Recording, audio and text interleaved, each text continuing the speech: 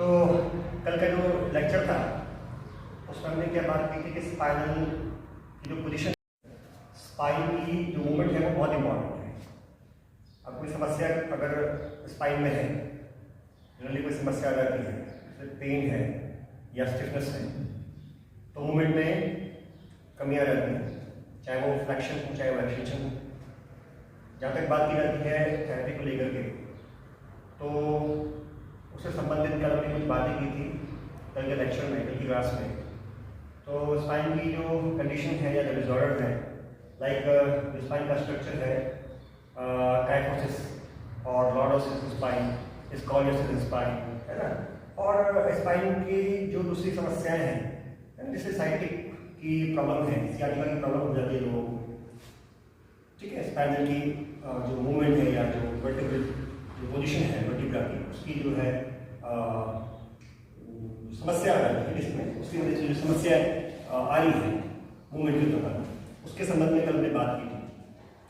आज के टॉपिक में भी स्पाइन के बारे में कुछ और बात करने वाले हैं।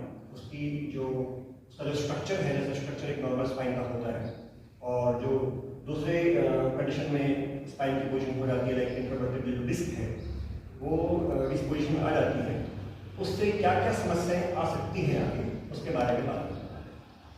जैसे यहाँ पर मैंने व्हाइट बोर्ड पे दो वर्टिब्रे बनाई हैं, इंटरवर्टिब्रल, ये वर्टिब्रेट्स हैं दोनों, और ये बीच में जो है इंटरवर्टिब्रल डिस्क है। इंटरवर्टिब्रल डिस्क एक फाइब्रस कार्टिलेज है जो कि कार्टिलेज का बना हुआ है, और एक काफी टफ कार्टिलेज को कहते हैं।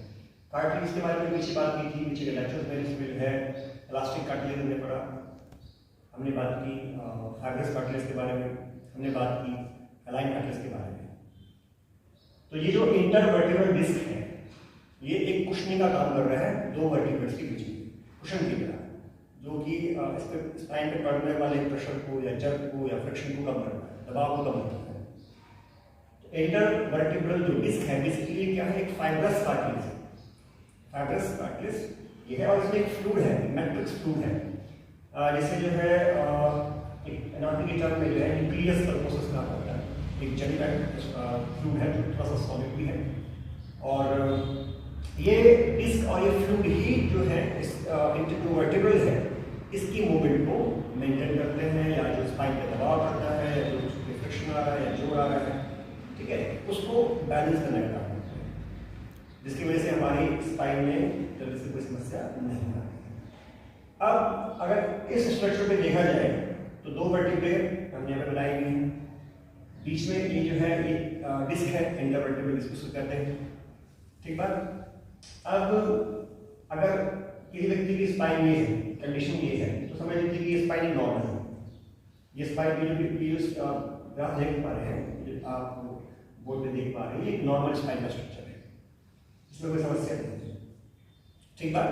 ये नॉर्मल कंडीशन है स्पाइन की। लेकिन अगर हम बात करते हैं इसके बाद कि डीजेनरेटिव डिस्क क्या होती है, तो ध्यान दीजिएगा, ये जो वर्टिब्रे है और वर्टिब्रा के बीच में जो इंटरवर्टिब्रल डिस्क है, अगर ये इसके बीच में कुछ इस तरह से लाइनिंग आ जाए, कटिंग लाइनिंग आ जाए, ये थोड़ा सा पतली हो जाए, है ना, तो इसे कहते हैं डीजेनरेटिव डिस्क। यानी कि जो डिस्क है, जो वर्टिब्रल डिस्क है, इसमें डीजनरेशन हो गया है। तो डीजनरेशन की समस्या होने की वजह से बैक में स्टिफनेस या बैक में पेन होना, इसको वाली सी बात है। तो ये डीजेनरेटिव जो कंडीशन है, ये एक नॉर्मल जो स्पाइन होती है इंटरवर्टिब्रल डिस्क, उसकी अपेक्षा में ये इसमें थोड़ा सा क्या होता है कि डीजेनरेशन की समस्या आ जाती है, जिसकी वजह से जो स्पाइन है, यानी कि जो वर्टिब्रल डिस्क है, वो अपनी नॉर्मल कंडीशन में नहीं है, इसका क्या हो गया, डीजेनरेशन हो गया है। इस तरह की लाइन जिसके अंदर दिखलाई पड़ती है, इसको कहते हैं डीजेनरेशन। अगली कंडीशन है बल्जिंग डिस्क। अब बल्ज क्या है, बल्जिंग डिस्क की कंडीशन में, बल्जिंग डिस्क कंडीशन में ध्यान दीजिएगा, डिस्क जो है वो एक तरह से इस तरह का स्ट्रक्चर ले लेती है। अगर आपको किसी ग्राफ में या किसी 3D पिक्चर में या किसी मेडिकल रिपोर्ट्स में इस तरह से डिस्क दिखलाई पड़ती है, इंटरवर्टिब्रल डिस्क, अगर लगता है कि वो जो है डॉर्सल साइड से जो डिस्क है वो बाहर की तरफ निकली हुई है, उसमें थोड़ा सा स्वाइंग दिखाई पड़ रही है, तो समझ लीजिए कि उसे डिस्क का बल्ज नाम दिया गया है, यानी कि इसे कहते हैं बल्जिंग डिस्क। ये बल्जिंग डिस्क की समस्या क्या है? बल्जिंग डिस्क की समस्या ये है कि जो एक जो डिस्क होती है वर्टिब्रल डिस्क कार्कस, वो कहीं ना कहीं किसी न किसी सिरे से वीक हो गई है, कमजोर हो गई है, ठीक है, जिसकी वजह से उसके अंदर जो है न्यूक्लियस पल्पोसस नाम का जो फ्लूइड है, जो मैंने बताया कि मैट्रिक्स फ्लूइड है, थिक फ्लूइड है, उसका प्रेशर उस डिस्क पे लगातार रहेगा। तो उस फ्लूइड का प्रेशर जब डिस्क पे लगातार रहेगा और जहां से डिस्क वीक है, कमजोर हो रही है, जहां से उसकी टियरिंग की समस्या आने वाली है, वहां से ये डिस्क क्या हो जाएगी, इस तरह से स्वेलअप हो जाएगी, यानी कि उस स्वेलअप की कंडीशन में कहते हैं कि वो बल्ज हो गया है, बल्ज आउट हो गया है। तो जो डिस्क है वो नॉर्मल कंडीशन ना रह करके डॉर्सल साइड में, वर्टिब्रल स्पाइन की डॉर्सल साइड में इस तरह से स्वेलअप हो जाती है, जैसे हम यहाँ देख पा रहे हैं।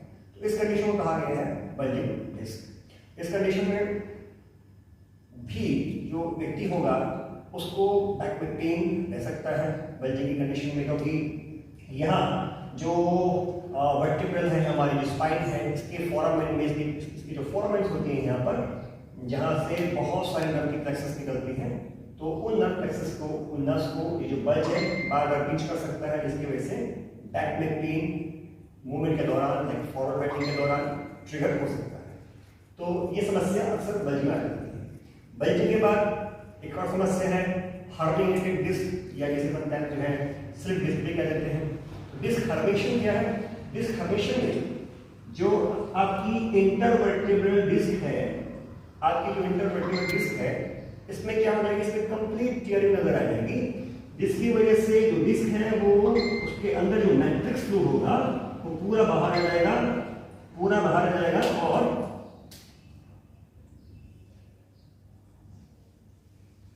बाहर आने के बाद उस जो फ्लूइड होगा, बाहर आने के बाद क्या करेगा, वो फ्लूइड जो प्लेक्सस है, जो नर्व्स हैं, उनको प्रेस करेगा, उनको पिंच करेगा मूवमेंट के दौरान, खास करके आप फॉरवर्ड बेंडिंग करेंगे।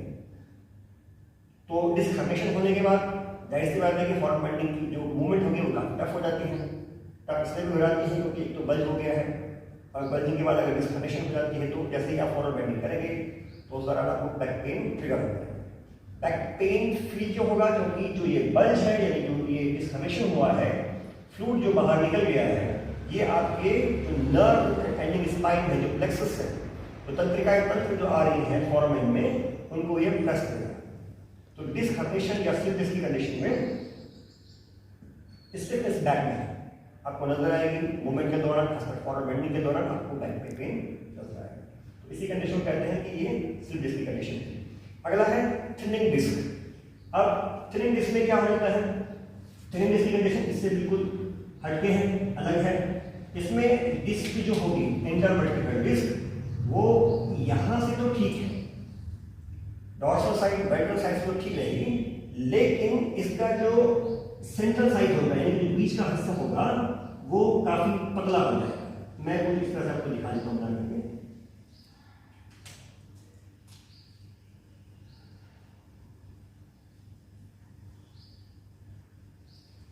तो जैसे कि पहले की अपेक्षा हमने देखा,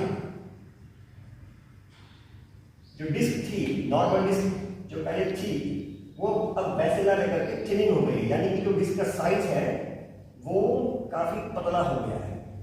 पतला इस तरह से हो गया है कि जो डिस्क की जो मेंटेनेंस होती है, उसकी जो क्वालिटी है, यानी कि जो उसकी जो ग्रोथ है, या डिस्क के अंदर जो न्यूट्रिएंट होते हैं, जिसकी वजह से जो है ये डिस्क क्या हो पा रही है, डिस्क की जो कंडीशन है वो अब हेल्दी नहीं है, this is not healthy disc.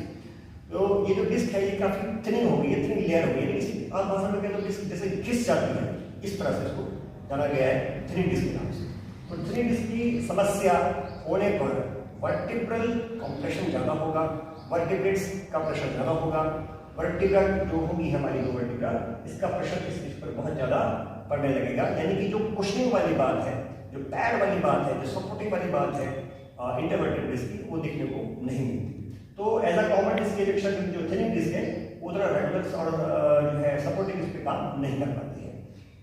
इसके बाद disc degeneration with osteocyte formation. इस कंडीशन में जो डिस्क है वो आपकी जो वर्टिब्रल है वो कुछ इस तरह से स्ट्रक्चर ले लेगी, इस तरह से स्ट्रक्चर ले लेगी, और इस तरह का स्ट्रक्चर आपकी जो इंटरवर्टिब्रल डिस्क है उसको कंप्लीटली क्या एक तरह का प्रेशर देने वाला है। ठीक बात, यानी कि आपकी जो बोन है, वर्टिब्रल बोन है आपकी, ये एक इर्रेगुलर ग्रोथ कर रही है, जिसकी वजह से आपकी जो ये वर्टिब्रल है इसकी वजह से डिस्क पे एक जो है अनचाहा दबाव पड़ेगा, प्रेशर पड़ेगा। इर्रेगुलर साइड में ग्रोथ होती है जिसकी वजह से डिस्क में जो है एक नेगेटिव प्रेशर जनरेट होता है, लगातार बैक में पेन रहेगा, लगातार बैक में स्टिफनेस आ सकता है। ठीक है, कुछ कंडीशन देखी हमने, जैसे कि हमने बात की नॉर्मल डिस्क, शुरू में हमने बात की थी नॉर्मल डिस्क जिसमें साइनस शेप्स इक्वल है। उसके बाद बात हमने की डीजनरेशन के बारे में, जिसमें डिस्क जो है धीरे धीरे जो है डीजनरेट होना शुरू हो जाती है, यानी कि जो डिस्क की अपनी क्वालिटी है, इसके जो अपने फाइब्रोस सेल्स हैं, कार्टिलेज हैं, वो किसने शुरू हो जाते हैं। उसके बाद बल्ज के बारे में हमने बात करी थी, जिसमें डिस्क जो है थोड़ा सा स्वैप हो जाती है और जो उसके अंदर फ्लूइड है उसका प्रेशर जो है डिस्क पर बढ़ने लगता है। वो प्रेशर जब आगे बढ़ता जाता है, डिस्क गियरिंग हो जाती है, उसे हम स्टेट डिस्क या डिस्कॉर्डेशन कह देते हैं। उसके बाद की कंडीशन जो है सिर्फ डिस्क के ऊपर होती है, जिसमें जो है डिस्क कंप्लीटली जो है घिस के बहुत पतली हो जाती है और वर्टिकल में फ्रिक्शन बढ़ जाता है, इसकी वजह से बैक पेन लगातार रहता है। और एक और कंडीशन जिसे हम कहते हैं disc degeneration with osteophyte formation, वो कंडीशन हमारे इस तरह से है जिसकी वजह से इसमें लगातार कंप्रेशन बढ़ता चला जाता है और व्यक्ति को आमतौर पर बैक पेन की समस्याएं होती चली जाती है। ठीक है,